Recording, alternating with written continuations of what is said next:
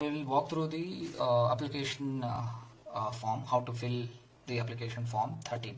So as I told you before, form 1, format 1 or form 1, it is for the requisition for new energy supply or a power supply for a new owners or a new connection. This is not needed, so I'm just discarding this particular form. So now we'll go to the form 13, which is needed for the name transfer.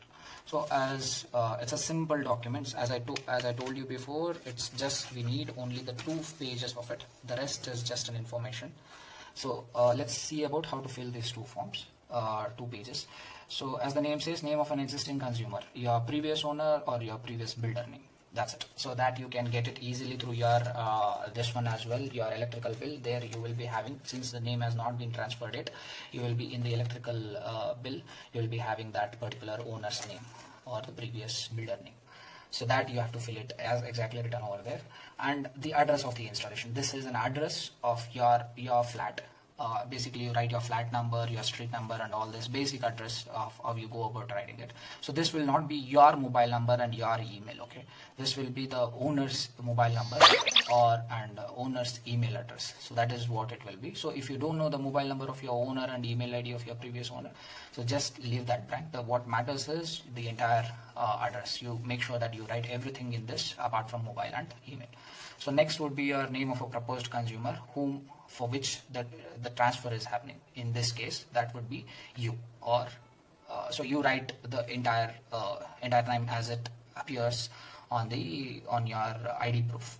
So this is what it will be printed on your bill as well, right? So that your name should come over here as it is written in the ID proof. Next would be your contact details. So you have to make sure that you write entire contact details, because here in the mobile number they may use you to contact, or they may send an SMS or something like that on email. If they future they have a capabilities, they may go about sending an emails as well.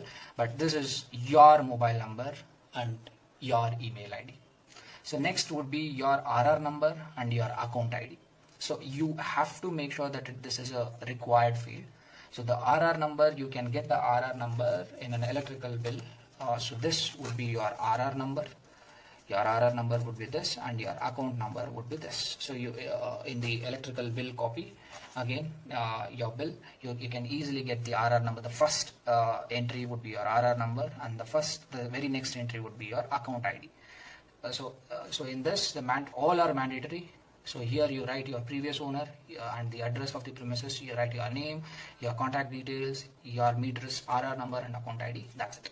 So here, why are you seeking this? Is it due to the partition or a succession or tenanted? For you, in the major cases, it is for reason of seeking transfer premises now owned by me. So that because now since you say that the premises is owned by me, that will be verified through your attached copy of khata or registered sale deed. So you should be having the khata that in the form of a tax paid receipt, and the sale deed which you had attested. So you tick yes over here. The rest all doesn't apply. Make sure that if it is applying to you, you tick yes. For the major of cases, the first will be the tick mark. The second would be, as I told before, this is not only meter transfer name, it is also a deposit, the initial deposit that was made in order to, if at all the equipment goes corrupt, or if you tamper with an equipment, that in order to recover that cost, they might have made an initial minimum deposit. That should also be transferred under your name. So that is what you have to be saying here, to be transferred from the present consumer, that is your previous builder, to you. You have to take S. So is it a fresh deposit? If you are making a fresh deposit, if it is not already, then you have to take it S. In most of the cases, it should be, or else the equipment will not be given. So only the first yes. So here on tick, the first tick over here, and the second tick maybe here. You can also do it here, but then this you are not doing, right? So that's why. So minimum ticks will be for this and this.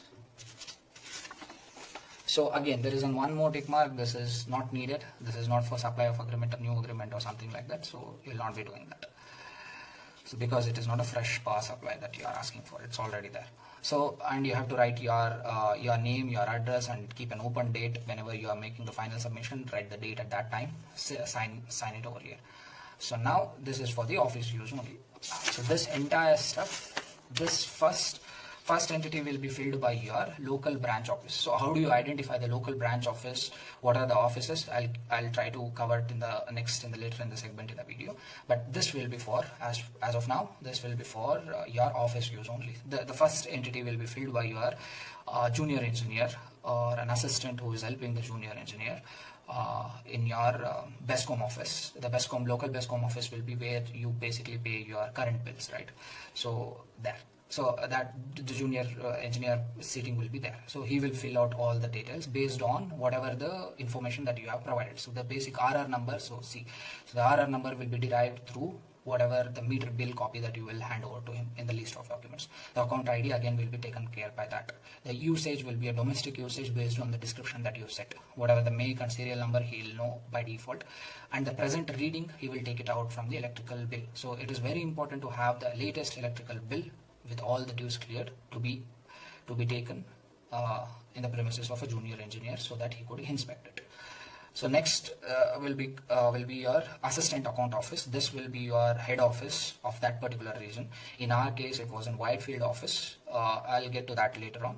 So here they will be making all the amendments over here, and then she or he will be writing all the contents over here. So that will be the end of it.